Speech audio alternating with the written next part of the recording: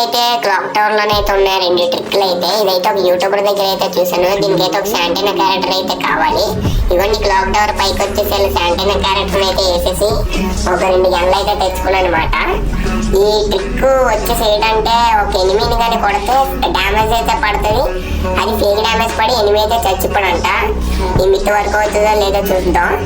Okay, ఇక్కడ ఎవడో ఉన్నాడు. ఒకసారి నేను కిందప్పుడు అయితే చూసాను. ఇక్కడ అయితే ఎవడో ఉన్నాడు. ఒకసారి అదండి ఎట్లయితే కొడదాం. ఈ ట్రిక్ వర్క్ అవుతుందో అవదో కామెంట్ అయితే చేయండి. ఓకే, అక్కడ అయితే ఉన్నాడు. డ్యామేజ్ అయితే పడుతుంది.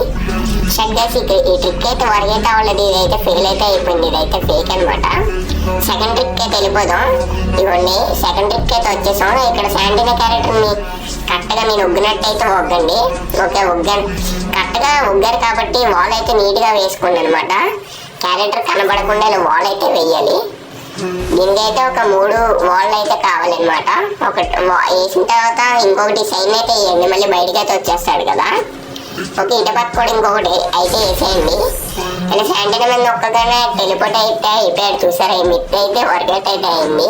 ఓకే గైస్, ఇంకా ఈ వీడియోని చూసిన వాళ్ళు సబ్స్క్రైబ్ అయితే చేసి పక్కనున్న లైక్ సింబల్కి అయితే లైక్ అయితే చేసేయండి. ఇంకా ఇటువంటి వీడియోలు బోల్డ్ అయితే చేద్దాం. బయటకి అయితే ఇవ్వండి, ఇలా దూకైతే వచ్చేవచ్చు. సబ్స్క్రైబ్ చేసి పక్కనున్న బెల్ ఐకాన్కి అయితే ఎక్స్ట్రా అయితే వేయండి. ఇటువంటి టిక్కులతో ఇంకా మళ్ళీ నెక్స్ట్ వీడియోలో కలుద్దాం. Bye bye guys.